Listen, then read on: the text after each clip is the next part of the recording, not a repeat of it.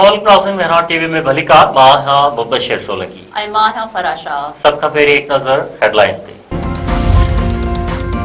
Lucky Marwat में police mobile बरसां धमाको, SHO समेत 7 एहलकार शहीद। पुलिस तर्जमान जो चवण है त धमाकेदार मादो पुलिस मोबाइल बरसां नसब कयो वियो हो। शहीद थियलनि में थाने शादी खैल जो SHO, सदर आज़म ऐं एहलकार शामिल। वज़ीर आज़म पारां पुलिस मोबाइल बरसां दहशतगर्दनि जे हमले जी मज़म्मत। शहबाज शरीफ चयो आहे त पुलिस एहलकारनि ऐं सिक्योरिटी फोर्सिस जूं कुर्बानियूं रायगा न वेंदियूं। मुल्क मां दहशतगर्दी जे मुकमल ख़ात्मे लाइ पुरज़म आहियूं। ईरान पारां अमेरिका जे जंगी बेड़े इब्राहिम लिंकन खे नुक़सान पहुचाइण जी दावा। पासदाराने इनकलाब जो चवण आहे त एयरक्राफ्ट कैरियर USS जंगी बेड़े खे मिसाइल हमलनि सां निशानो बणायो वियो। ईरान जे सेंट्रल हेडक्वार्टर दावा कई आहे त इराक जी मज़ामती फोर्सिस अमेरिका जो जहाज़ किराए तबाह कयो आहे। अमेरिका जे सेंट्रल कमांडर जहाज़ किरी तबाह थियण जी तस्दीक करे छॾी। इसराइल पारां ईरान मथां वॾे पैमाने ते नवां हमला शुरू करण जी दावा। तेहरान ऐं ॿियनि शहरनि में धमाका ॿुधा विया। इसराइली फ़ौज जो चवणु आहे त ईरान जे इंफ्रास्ट्रक्चर खे निशानो बणायो पियो वञे। ईरान जे एटमी प्रोग्राम जे अहम हंधनि खे बि निशानो बणायो वियो आहे। अमेरिका दिफ़ाई सिस्टम थाट ॾखण कोरिया खां इसराइली मुंतक़िल करे छॾियो आहे।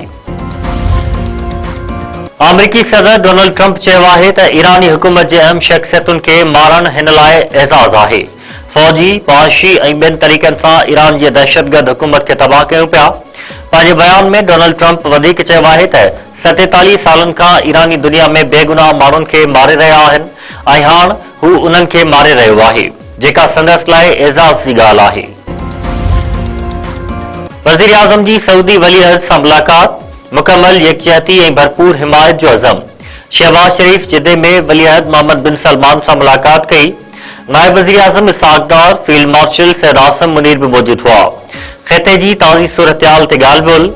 ख़िते में अमन ऐं इस्तेहकाम लाइ गॾियल कोशिशुनि ते इत्तफ़ाक़। ऑपरेशन ग़ज़बुल हक़ तहत पाकिस्तान जा अफ़गानिस्तान में कामयाब फ़िज़ाई हमला।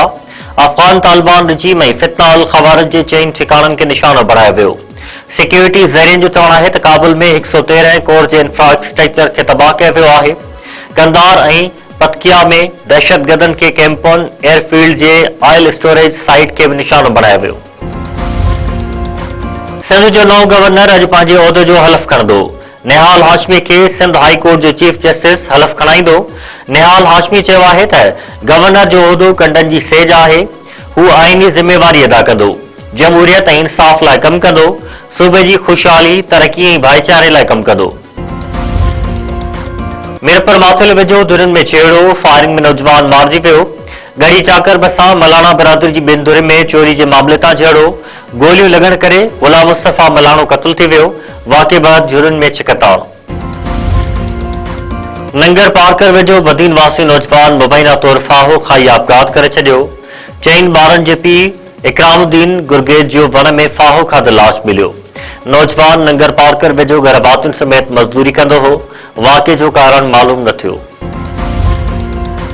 हैदराबाद में पेट्रोल जे अघनि में वाध ऐं महांगाई ख़िलाफ़ गॾह गाॾियुनि ते रैली कढी अनोखो एहतजाज। कासिमाबाद अवामी इत्तेहाद पारां प्ले कार्ड खणी गॾह गाॾियुनि ते अलामती एहतजाज कयो वियो। अख़बारनि चयो त महांगाई ग़रीब माण्हुनि जो जीअण जंजाल करे छॾियो आहे। पेट्रोल अघनि में वाध सां महांगाई जो नओं तूफ़ान ईंदो। पेट्रोल ऐं डीज़ल जे अघनि में इज़ाफ़ो फौरी तौर ते वापसि वठी महांगाई ते ज़ाब्तो आंदो वञे।